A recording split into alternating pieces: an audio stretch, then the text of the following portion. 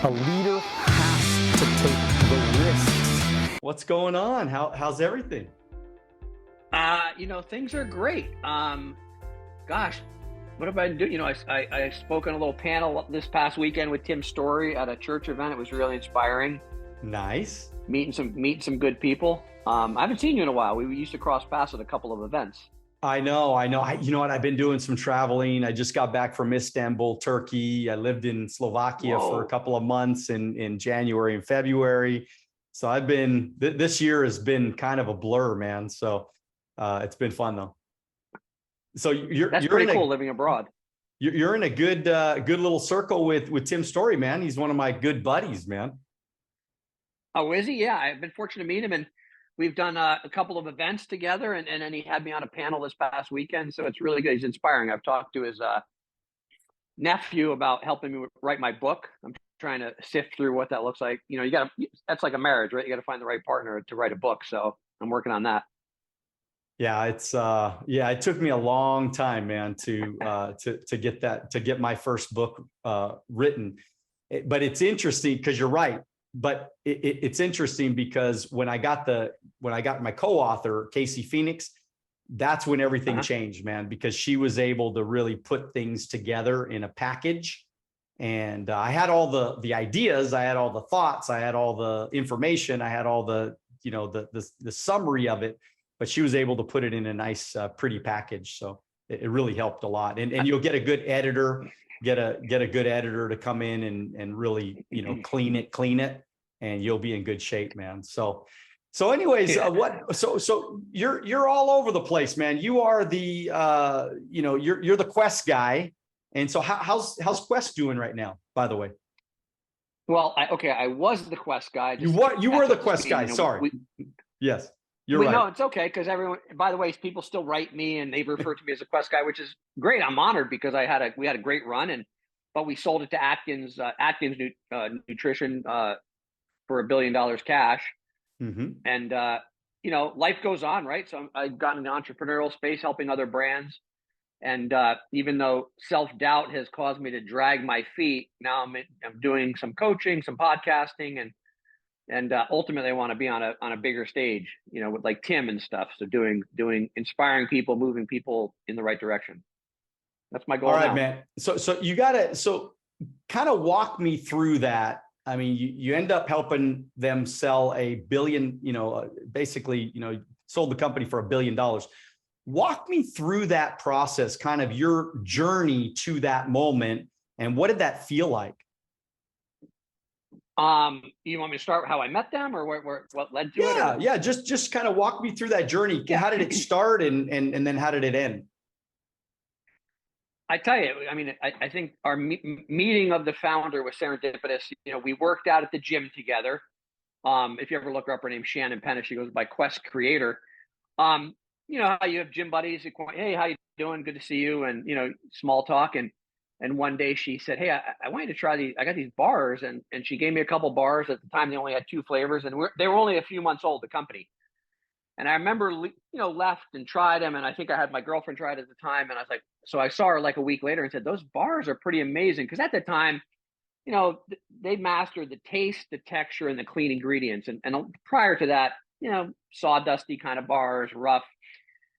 And when I complimented her on her products, I said, hey, by the way, because I'm doing this executive protection business, I'm doing this celebrity golf tournament up at Riviera in Brentwood. And if you have some product, and she said, oh, we're really tight on product, but let me give you a few boxes. I took those boxes and went to this golf tournament. My friend was doing the PR at the golf tournament. And I said, hey, I got this product. Maybe you can give it to some talent. And keep in mind, this was before Instagram, Twitter, Facebook had just started. So there was really no such thing other than people had blogs. Remember, everyone was writing blogs. She said, listen, I'll do one better. I'll get some people we'll get some taste testing on camera, and so she really went all out for me. And at the time, like Mario Lopez was there and some decent actors and actresses.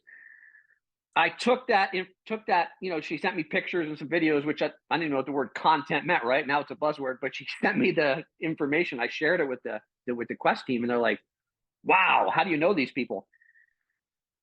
the relationship kept building, and I would occasionally ask them for product for events, and they graciously gave it to me. And I visited their office a couple of times, which at the time was in the city of Paramount, which is adjacent to, towards Compton, in a poorer area. And I remember I visited their offices. It was this tiny little industrial strip mall.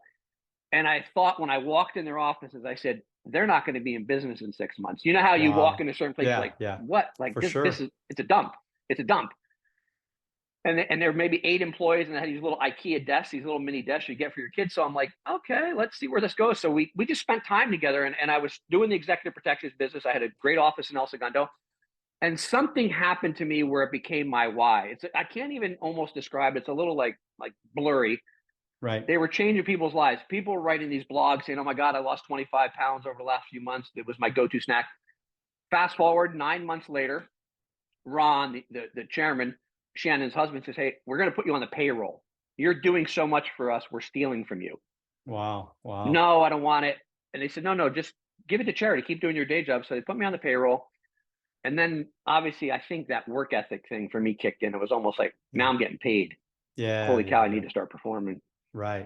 And I started helping them. And one thing. Were you always like that, Bruce? I mean, were you always like that even as a kid? I mean, did you always have that work ethic?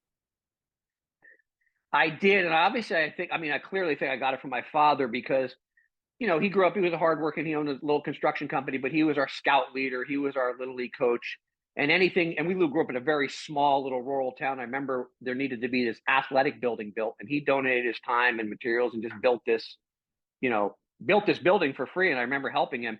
So I think I had that in my DNA from him, that he always gave back. He always did cool things for the community. I mean, he and I started a recycling program together in our town, which still goes on to this day, but it was my Eagle Scout program. So I think I have the servant mentality of giving, servant leader mentality, giving back. So it's always been in me, but this was just an example where I was able to really maximize it, with Quest. And so you want me to keep going?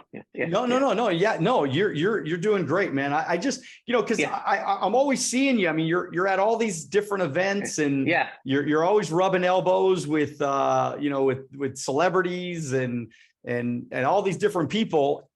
Like, how do you? Well, first of all, I mean, were you always doing that? Did you kind of do that with Quest? And did you, and why are you doing that now? Like, what's your motivation behind, always going to these events and, rubbing elbows with all these really successful people?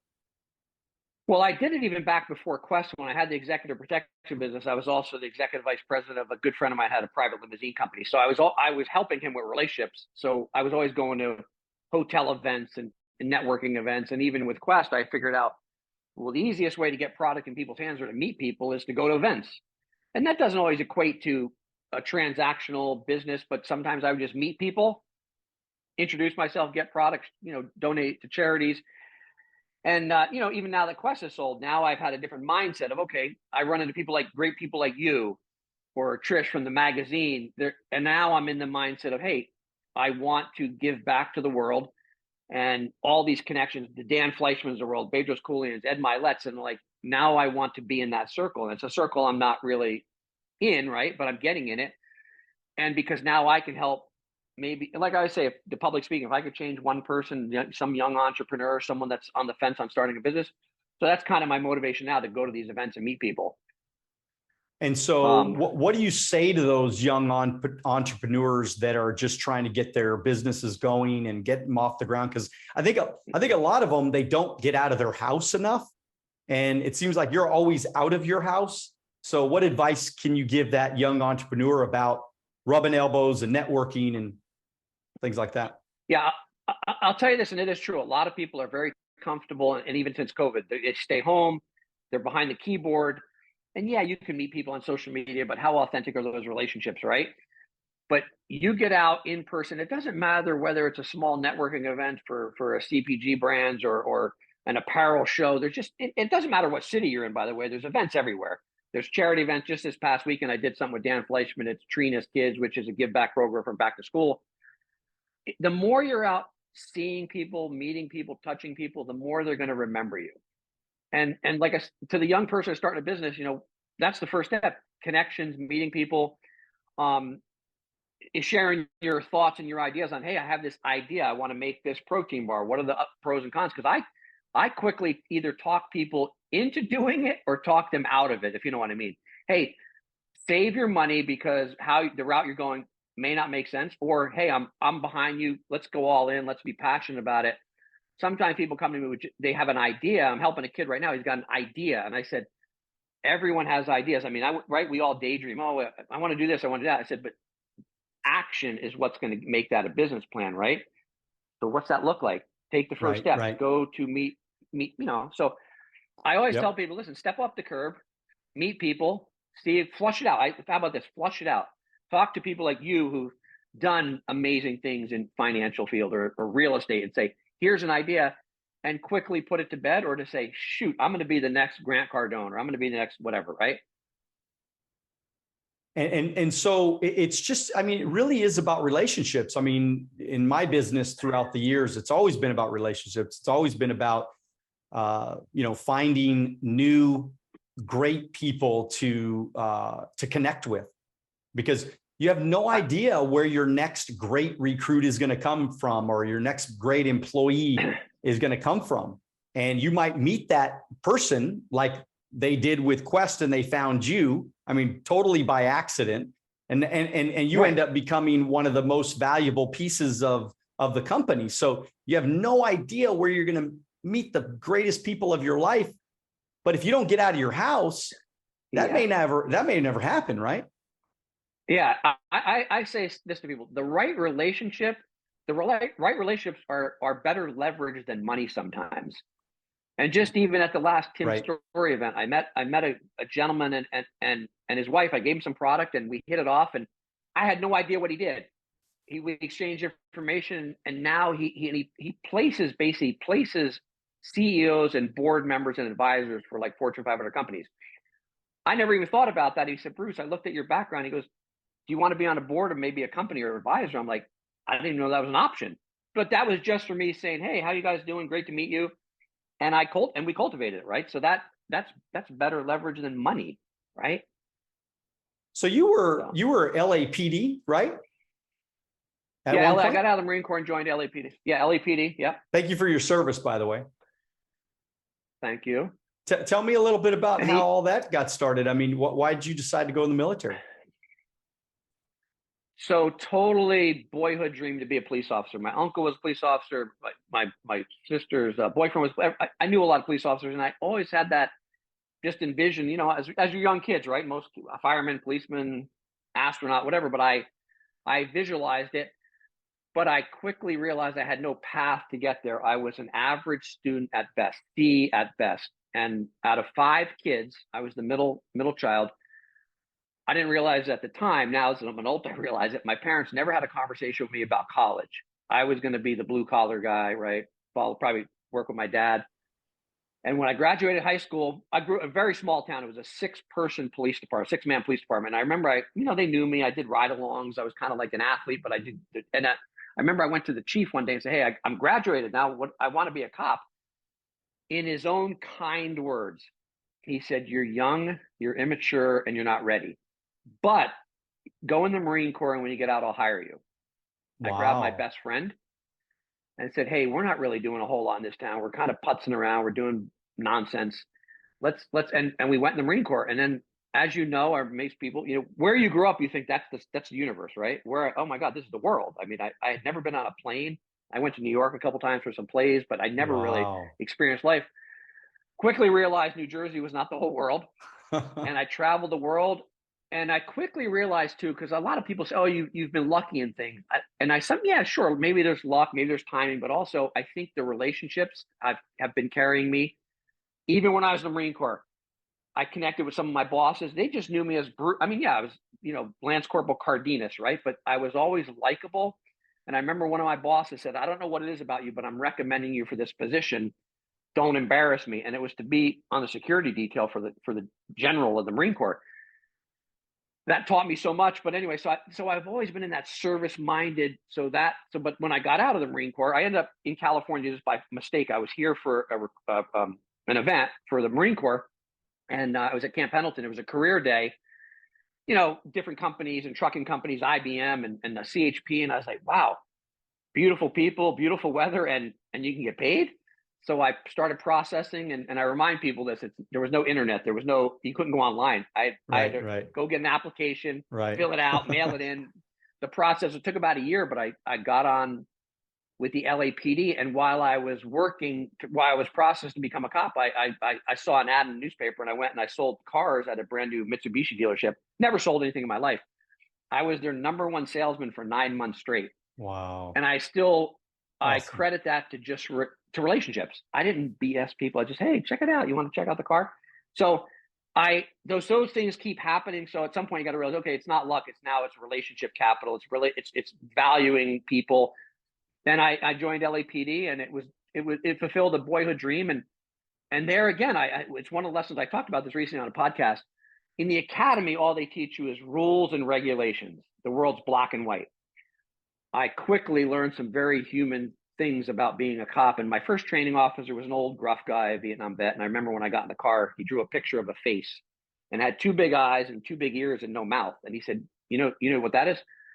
He goes, that's you.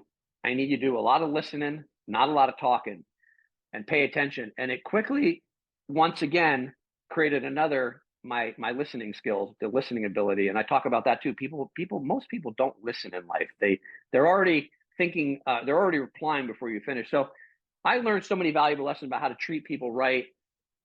I always say this: the world's not black and white; it's gray. And I lived in the gray zone. I probably kept people out of jail.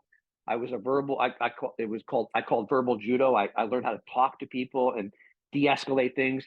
And there was also one thing: I live within the spirit of the law, not the letter of the law. So I was a very easygoing cop. I mean, in that, like, I understand a lot of people are a paycheck away from a crisis. And the problem is, I don't think a lot of cops think like that. They were trained in the academy. Here's the rules. Here's the regulations. But when you get out in the real world, things happen. It's not everyone's a bad person. And I really learned how to treat people right. And that's another thing I prided myself on, how to treat people well, even if, I'll never forget this. This is one time, one of many things, but we got a call of a bank robbery in progress. We show up, the guy walks out of the bank, puts his hands up. I'm busted. And so, we put him in handcuffs, and he's crying. And what happened? He goes, my house is going to be foreclosed on. And I just thought, I just gave the teller a note and said, I need $5,000 to feed my family. Right. And it actually pained me because he was so desperate. Right. Right. And even when the FBI came, I talked to the FBI. I said, hey, listen, he's not a bad guy. I think he probably ended up having to do like 18 months in jail. But my point is this: there's people, circumstance happen. I'm not saying that was an obviously logical thought process, but anyway. Well, look, relationships.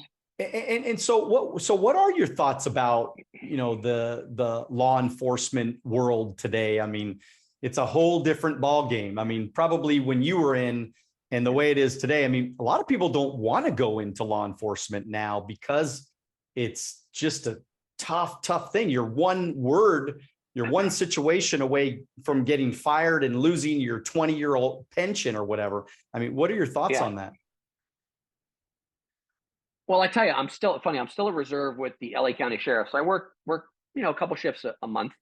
It's definitely a different world, but I also, remind people of this: law enforcement hires from the human race, and there's going to be some bad apples. There's going to be people that maybe slip through the cracks. And when you see these incidents happen on the news, and I'm never going to sit on my couch and judge what happened because I don't know. But I always tell people this, and my friends, even some of my friends that are a little strong against police, I'll say, hey, would you walk down that alley at 1 o'clock in the morning looking for a bad guy? No, you'd run home. And so I said, well, things happen, but it is you need to be more of a public relations expert. You need to be more of a communicator now, and be kinder to people.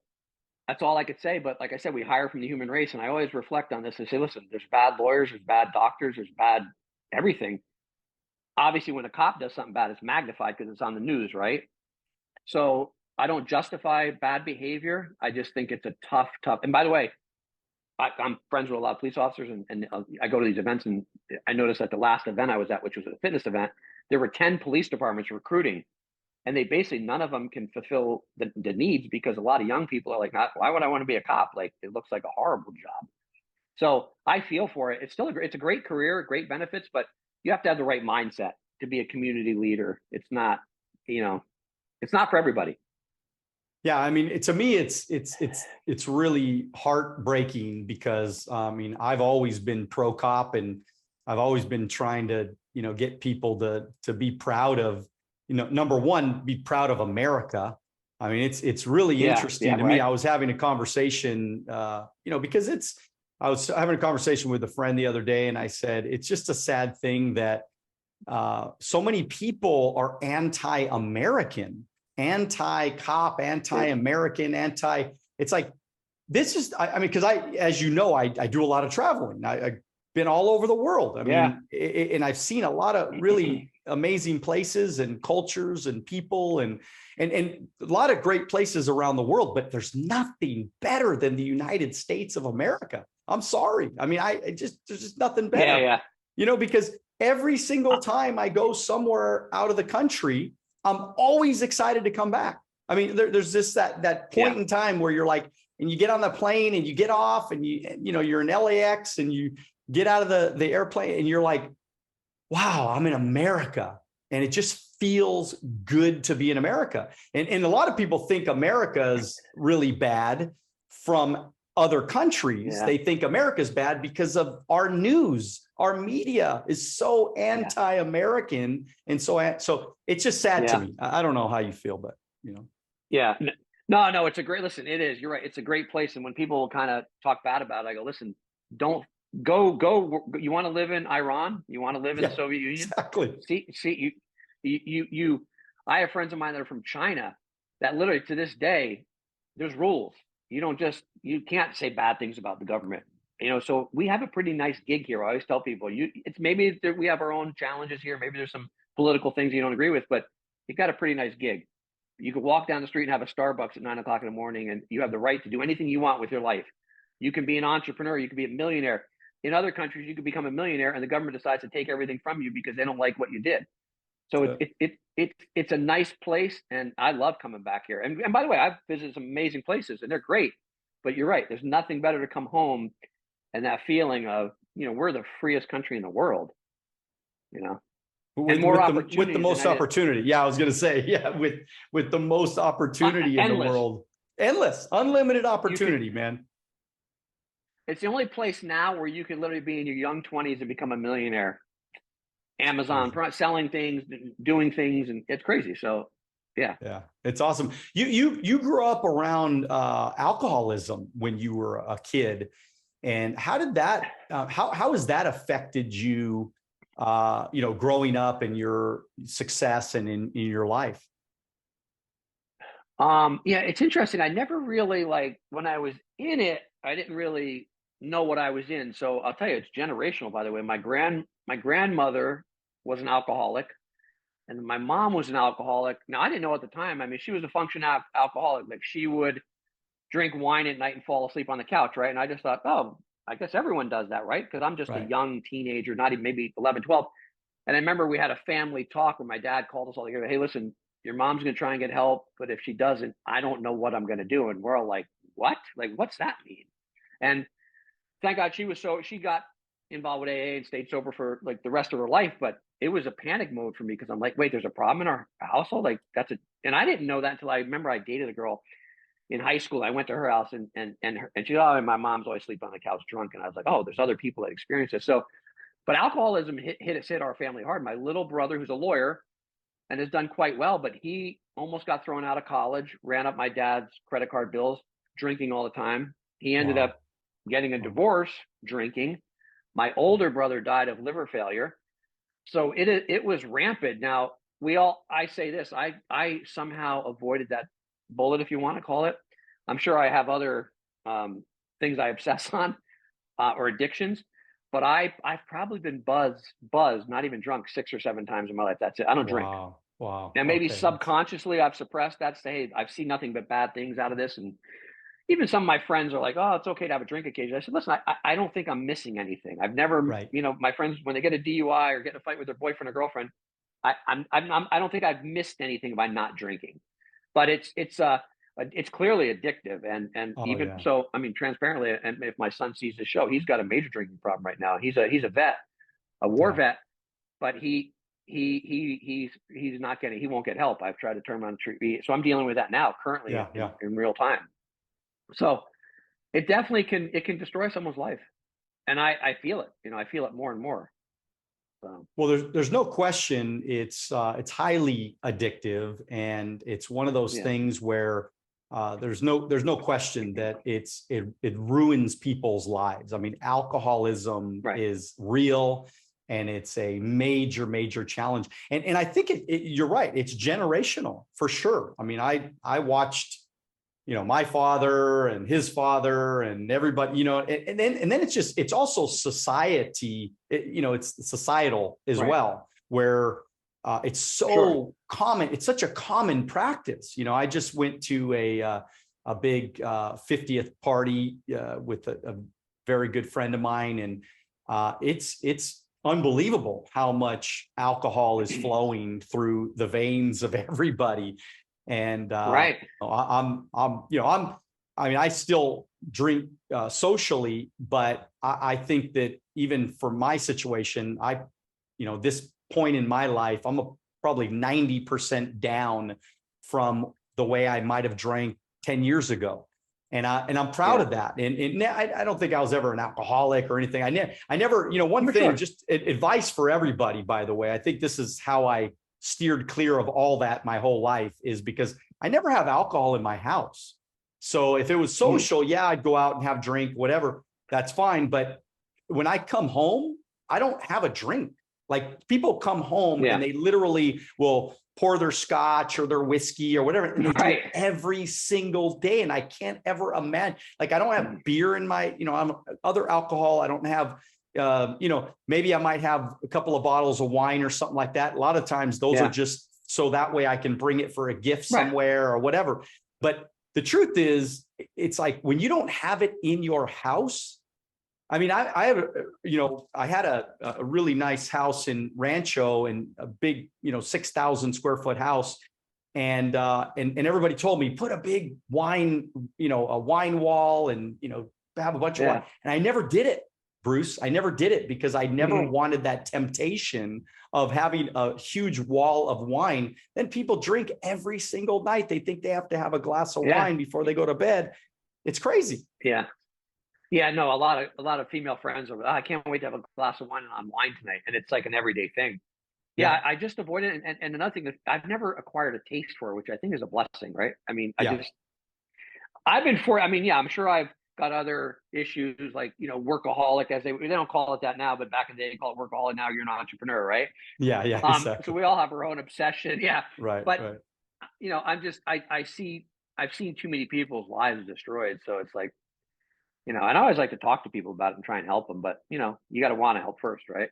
Yeah. Well, I think it's just, it's lifestyle change, man. I mean, it really is. And Yeah. it's a total psychological change that you got to make in your mind that says, I don't need alcohol to have fun. I could actually have fun Right.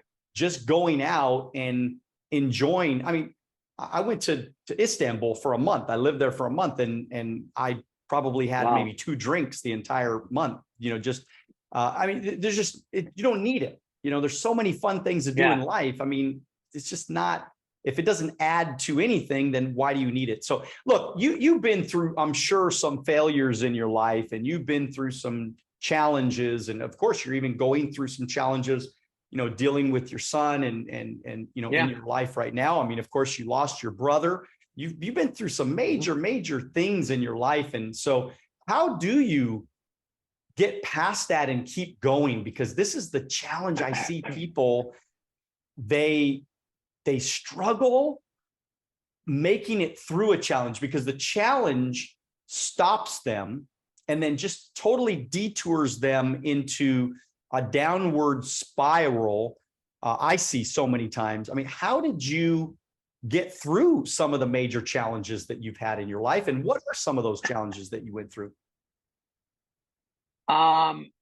I think it's a mindset, for me anyway. I've had some dark days. I'm not going to lie. Like, I remember, I went through a divorce, and that was financially devastating, but also emotional. Like, I wasn't in the right place. But I remember, I was not, it's really, I tell people this, I had my security business going, and it was doing quite well, considering I was just some middle-class kid from New Jersey. I had built a multi-million-dollar protection business, and I was taking care of everybody, any Hollywood star, and I was somehow connected to them.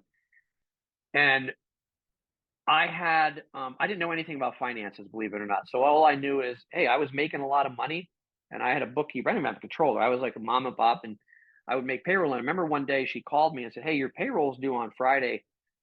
It's $70,000, but you have 30 in the bank. And I was like, whoa, how's that work? Well, Right. because I had outstanding, the Right. Of studios course. pay 60, 90 days later. And all of a sudden I was like, whoa, what's that mean? I didn't even know what cash flow. I just knew, wait, I have all these accounts. I'm doing $3 million a year. How could I not have money in the bank? Right. Anyway, I literally had to cash out my retirement fund to pay that. Now, fast forward, if I knew people like you and Dan Fleischman, or all the people I know Right. now, Right. hey, Right. what do I do? Oh, there's a credit line I Exactly. can get. Hey, I was embarrassed. I didn't want to Right. ask friends, hey, can I borrow money? So anyway, my point to this is, I didn't overcome that. I Right. ended up in bankruptcy court. Right. Right. And it cost me, and I regrouped. But my point is this: I literally, even when I was filing, I said, okay, I'm gonna be okay. I could still work. I know how to do this as my business, but I had to regroup. So even in the darkest day, and don't get me wrong, your mind can take you to a dark place. I've just always tried to be like, hey, life is short. This is just one chapter. Let me just push through this and be resilient. But it's not easy. And I Right. understand when people want to tap out, because it's not easy. I think most of it's mindset and the surroundings of the people that are around you to support you. Like right now, I probably have more good people in my life I could always call. Hey, I'm having a shitty day. Like I had a couple of bad days recently, and I had to call one of my buddies. Hey, I don't know if I'm doing anything right in my life. And he's like, what are you talking about? You're on top of the world. I go, no, I really Yeah. feel like I'm losing. So it's always, it's a struggle, right? I mean, Yeah. and I do know this because I've taken care of some of the wealthiest people in the world. Money does not, what I tell people, money just facilitates things in life. Right. I know guys that are worth $300 million, and they'll call me and say, hey, my wife hates me, my kids don't like me. What are you doing this weekend? I'm like, oh, you want to hang out with me? Like I thought you own planes, trains, and automobiles, but they have no friends. And I'm like, wow. That's So it. I always tell people money does not solve it. Money solves nothing other than Right. to facilitate your life. That's it. No, that's one of the best pieces of advice that anybody could really hear, because ultimately, I mean, money is just a tool. I mean, All it is. the reason why we're going to live long, and I've studied this for so many years, and it means so much to me that I learned it early. I'm so glad that I learned it early. Is that progress equals happiness, and people have heard me, say it so many times. I mean, it's not even the end result. I mean, I've won awards, I've been on stage, I've spoken in front of crowds, 50,000 people screaming your name, excited that I've gotten, autographs and pictures and you name it. And all that stuff is really just short-lived. That's just, I mean, ultimately that just comes and goes, but really it's the relationships that you're building, and it's the friendships, and it's the, this is, again, our health and our relationships. This is really what is going to keep us being happy. Because I think at the end of the day, if we keep asking ourselves, like, why do we want this? Like, why do we want to be on stage? Why do we want to talk to more people? Why do we want to podcast? Why do we want to make more money? Why do we want to build a bigger business? Why do we want to be more successful? Every single answer to every one of those questions is, I want to be happier. Right? Because we all just want to be happy. Sure. And how do we get happiness? Well, I think for the most part, we get happiness just by trying to do good. And I think the reason why, yes, even in your darkest days, you probably remained pretty happy and motivated to try to keep trucking along, to keep going along, because you knew that I just need to keep moving forward. I just need to keep, because you can't lay over and just die. I mean, what are you going to do? There's no sense in giving up. You just got to keep going and keep pushing forward.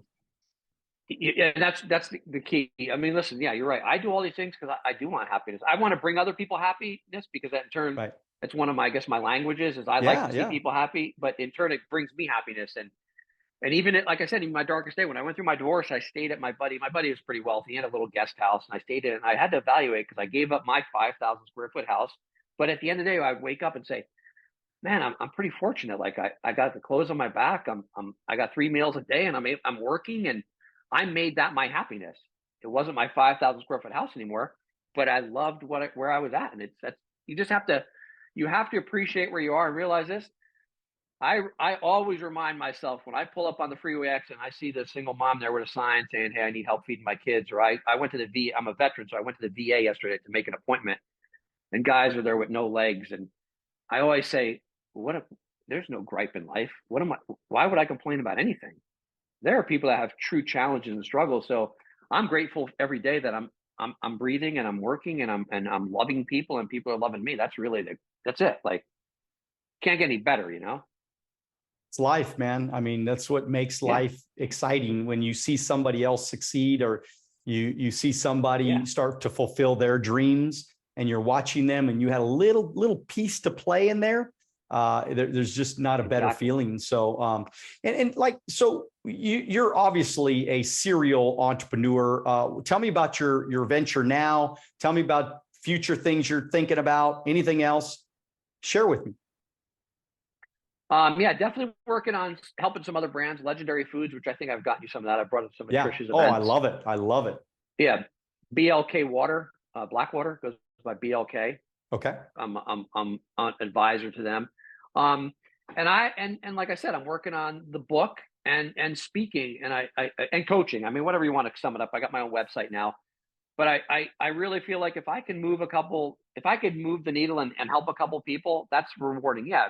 Could it be a business? Sure. But at the end of the day, it goes back to money's not going to make everyone happy, but helping other people and I can make a business out of it. That's really fun. If I could, it's just, I've learned so many things that I feel like other people could avoid the landmines, right? Of starting a business or whatever they're going to do on some of the basic fundamentals of business. So what are, I mean, in your, from your thinking, what are some of those landmines? What are some of those fundamentals that you think we need to remember about business when it comes to business? Well, one of the things I learned early on, it's I think that's how I proved myself at Quest. I always brought value and had no expectations in return. I tell people that with business. Some of my friends are very transactional. I could tell when they're, hey, I'm going to meet so and so, and they're right away pitching their goods, pitching their business. It's okay to meet people and try and bring them value and have zero expectation. It's really not, and it's hard because it's not. I don't think it's in everyone's DNA, right? If I'm meeting you and I'm giving you my card, well, I want to do business with you. Sure, but it's okay to just have a good friendship. So that's one of the fundamental things I tell people: build solid relationships, bring value without having no expectation. And that's why I got the position at Quest, because I just kept bringing value to the point where anything they needed, I would overhear them say, hey, we should do this. I would go buy trash cans. I would go stay late because they needed stuff. I just started taking on responsibility. So those are like, I think the most fundamental things is I say, don't take favors, but give them. And also ask people for advice. Even now I'm sometimes a little gun shy about it, because now I'm going into this other area of podcasts, and I'm sometimes like afraid to ask people.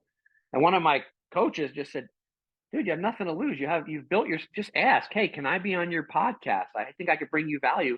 And a couple of people ignored me a little bit, and I was like, oh, I took it personally, but it doesn't matter. I'm gonna ask 20 people, and if 15 say yes, but people don't ask for help. They want to figure it out themselves. And that's one of the things. Let's fail fast or succeed quickly. So ask people for help, bring value, have no expectations, and build relationships.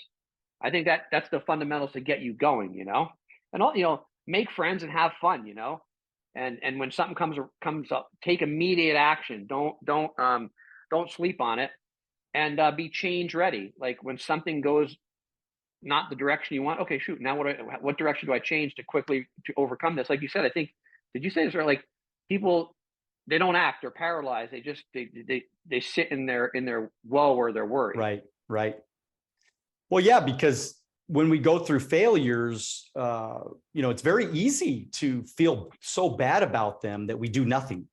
We literally just will go find a dark corner and feel sorry for ourselves. I think this is a big challenge with society today is the whole victimhood, craze that's going on, right? Everybody's a victim, right? It's always somebody else's fault, but sometimes it's our fault, right? I mean, sometimes it's just because I did something stupid and I made a mistake and I did something wrong. I think one of the things that I tell people all the time is that a little trait of mine that I'm very proud of is that it's very easy for me to say I'm sorry. Like when I mess things up, I'm very quick to say I'm sorry. I'm very quick to say, you know what, I screwed up. I'm very sorry. I apologize. Well, shoot, last week I was on my podcast and I was having some technical difficulties. The internet went out in the area. And I literally called my guest 1 minute before the show. And I'm like, I have to cancel on you. And I'm like, I am so sorry. And but it's the whole Dale Carnegie, right? When you apologize, apologize quickly and emphatically. And she was so nice about it. She's a pretty big YouTuber. I mean, she's a real big YouTuber and she's, I was really sad that I had to cancel on her. I was all prepared for the interview, everything.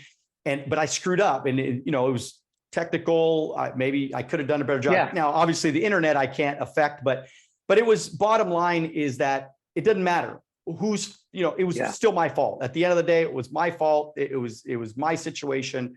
And I apologized and I said, I'm sorry. And and she was so nice about it and we rescheduled and she's going to be coming back on. That's cool.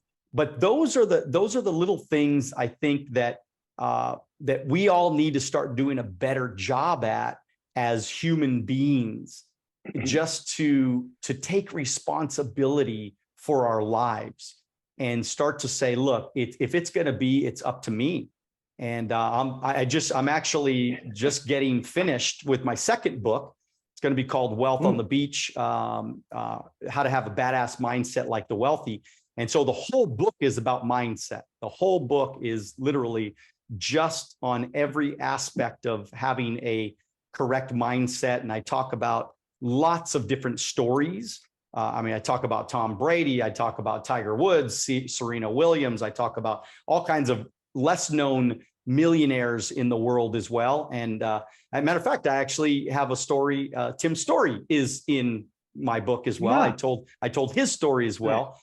And so, but I'm really excited about it because I think the mindset, just like you said a couple of minutes ago, the mindset is going to be the differentiator between the winners and the losers. You've been around a lot of really successful people. Do you agree with that? 100%. Everything you're saying is spot on. And even going back to when you said you're quick to say you're sorry, a lot of people don't do that. I found a reason I had offended someone, not knowing it, but someone told me through, hey, they weren't happy with what you said. I was like, oh. I went and saw them immediately and said, hey, I apologize. I didn't mean to offend you. And well, no, it's okay. I go, no, it's clearly not okay because you told 2 other people. And I said, but I want to address this because I would never, there's no malice in my heart. If I offended you. So you got to be quick to, I say 2 things, quick to apologize and course correct things. And and then also I call it extreme ownership. Take ownership. If you've done something wrong, just take ownership. Don't try and negate it. A lot of people nowadays are like, oh no, it was his fault. It was her fault. It wasn't my fault. Well, it's okay to say it's your fault. That's cool. It's my fault. I need to own it. As Jocko Williams says, take extreme ownership of what's going on in your life. So. 100%. And you've had so many connections throughout your life. I mean, has there ever been, and you don't have to name names or anything, but I mean, has there ever been people that you just were like, you know what, I don't want to build a relationship with that person because of moral reasons or ethical reasons or whatever? I mean, are there just some types of people that you just try to say, look, I don't want to be in that circle, man? Yeah, 100%. And I even to this day, but even unwinding, one of the guys he was like my right-hand guy at the security firm at the protection company. And I use this now. It's one of my lines. We were going to do business with someone and they were in the music industry and there were some questionable things about this person. And he said to me, Bruce, he goes, not all money is good money. He goes, and that guy, that's going to lead us down a path we're going to regret. It was great money if we did it, but we'll end up tarnishing our relationship or something's going to happen. And I stepped back. It was hard because it's going to be a big account. And I learned that now, not all money is good money. And sometimes it's okay to flush people out and vet them. And, I was going to do a deal for a brand right now. I was helping them put a big deal together. And someone called me and say, hey, that guy you're thinking about doing business with probably is going to be in jail in like 12 months. And I'm not literally, and I did my homework. I said, okay, thanks for sharing that with me. So it's okay. It's okay not to be in a circle. Sometimes we may, oh God, I really wish I was in that circle, but maybe it's a circle that's going to end up damaging us, so it's okay. Yeah, it's I think that especially in my business, I mean, we're always recruiting people. I mean, I don't know if you knew, but I own a financial services company, and I mean, we have 55 locations, about 1,500 agents, and I'm always telling our agents that, look, guys, you have to really think about who you're recruiting. Yes, you want to recruit as many people as you can. Yes, obviously with our business, it's somewhat of a numbers game. To find the good ones, and I said, but you're not looking for the poorest people you can find. You're not looking for the people that are bad people. You're not, just because you want to recruit doesn't mean that, it's like, you got to really ask yourself, is this person going to bring value to you? And that's the beauty of my business, is that I get to pick and choose. I've always been able to pick and choose who I brought into my circle, who I brought into my business, who I wanted to recruit, because I'm going to spend time with these people. I'm going to teach them, I'm going to train them, I'm going to coach them, I'm going to go to dinner, I'm going to go to breakfast, I'm going to go to lunch, I'm going to hang out on the weekends, I'm going to, maybe do concerts or contests, or, there's a lot of different things that I'm going to be spending time with these people a lot. And I only want to spend time with good people, people that are, quality people. I mean, so that to me is a big deal. 100%. I call it, we used to call it at Quest because we traveled a lot. I call it the airport layover test. Is this someone that you could spend 5 hours waiting on a layover and find common and good and interest and talk? Or is that going to be someone like, hey, I'll be back at the gate in 5 hours? And that's what we call it, because you want someone you want to hang out in an airport in 5 hours and feel like, wow, you're like my best friend, whether it's business or relationship. But yeah, we all want to be around people like that. Yeah. And I just think it's important that from an entrepreneur standpoint, we got to be very conscious of who we're hanging with. And the better circle you find yourself around, I mean, long range, it's really beneficial to your life longevity, but it could be highly beneficial to your pocket as well, because find some great people. Yep. These are the people that are going to be doing well. And as far as you're connected with a lot of businesses and you're starting brands and things like that. I mean, what do you think about all this corporate responsibility stuff that companies are starting to really, really push hard? And they've been pushing it for quite some time. I mean, is it real? Is it BS? Is it, what do you think about all this? I mean, are they, from behind the scenes, are these companies, do they really care about society? Do they really care about the communities? Or is it just to look good? I'll be honest with you. I think a percentage is the look good, because I have a client, I mean, I would never say who it is, but I've been around this client, and he even said, hey, for the appearance, in the public appearance, he had to weigh it out between two people. Hey, let's go with this person because it's gonna make us look better. So I think some people, I don't know, there's probably a percentage of companies that truly want to do the right thing. I just don't know the percentage, but I think there's some that just are checking the boxes to, hey, I'm complying. Look at me. I've got this in my team. I've got that on my team. I always like to hear when people are truly authentic about that. And because it really, listen, we want great people for the job, but I always like when people are authentic on their mission, or if they're giving back to the community, it's truly they're giving back. Too many companies I'll see, and I told a couple of my friends that have companies, hey, we're going to have a charity component. I said, don't even bother starting a charity component unless you're actually writing a check. If you're going to say, hey, 2% of our proceeds go to the United Way, and you don't ever do anything, you're a dick. Don't do that. Just be. And one of them, I said, don't do it, because I know you're not going to follow through unless I'm actually on your advisory board and make you write checks. Don't do things to be like, people look at you different. So I don't know the percentage. I think, I hope it's a higher percentage of people that truly want to do good. I just don't know the reality, Yeah, I actually had a conversation with somebody that yesterday that wanted to come in from a different company, and he wanted to come into business with me.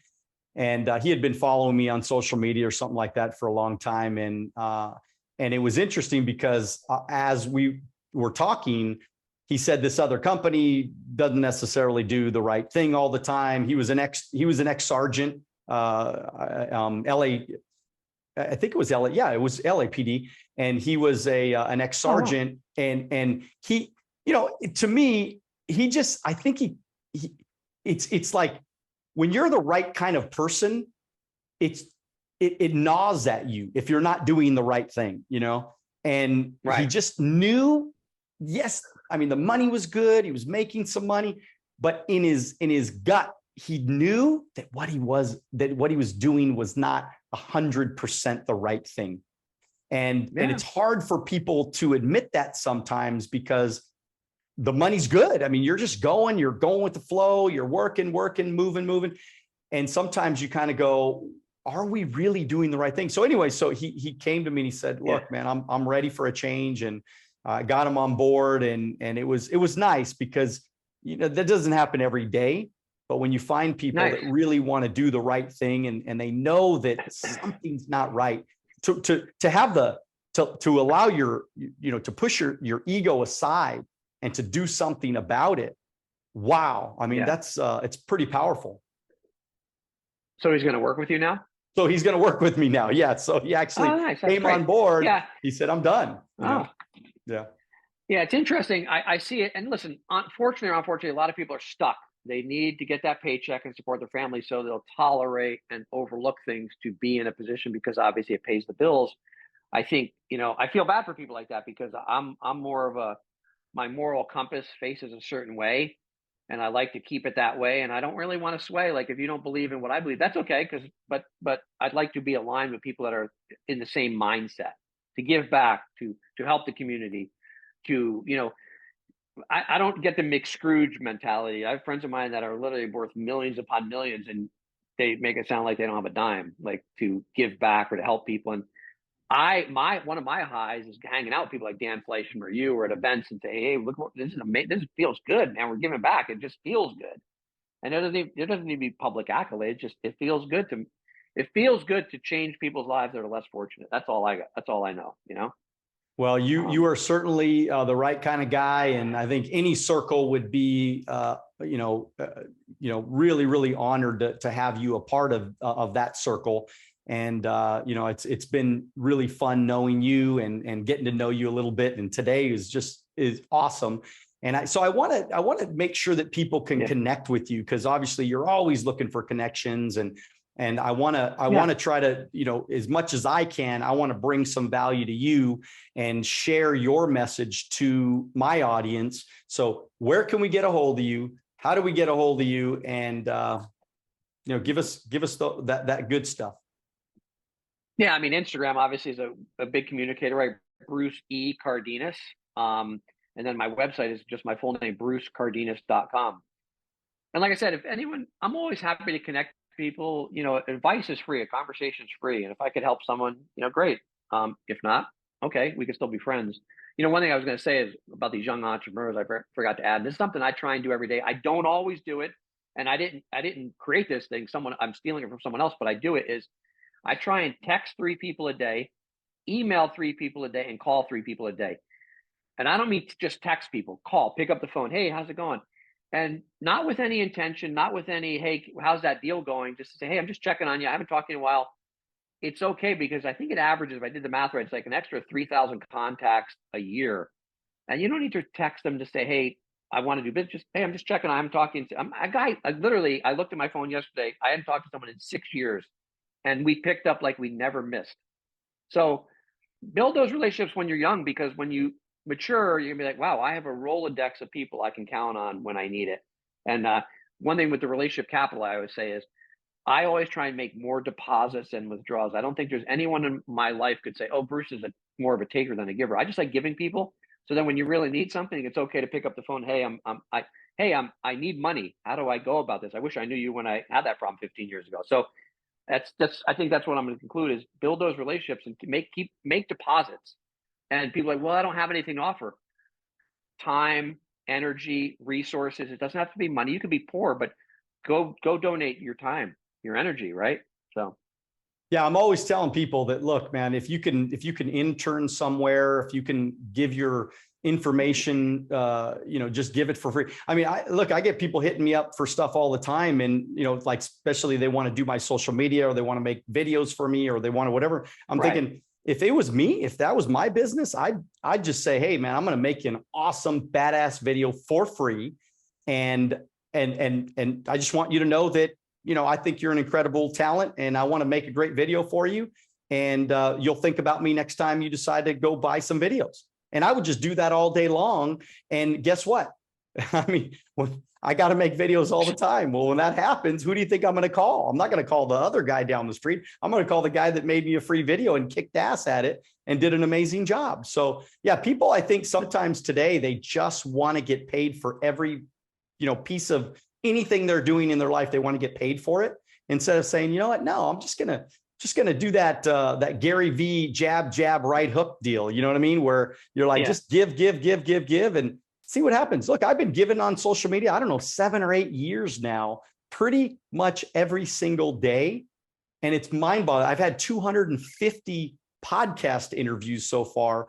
Every single week. I have not missed a week in probably 4 to 5 years now. I have not missed a week. That's amazing. And I just keep going and going and going and going, and just trying to add value. That's it. Every day, I'm just trying to add value, just trying to bring some content to people that to try to make their life better. And guess what? Sometimes people call me up and they're like, hey, man, I want to do business with you. I want to give you this. I want this. You do this for, whatever. And it's crazy, but I've opened up 4 locations in the last couple of years, and each one of those locations, all those people came from social media.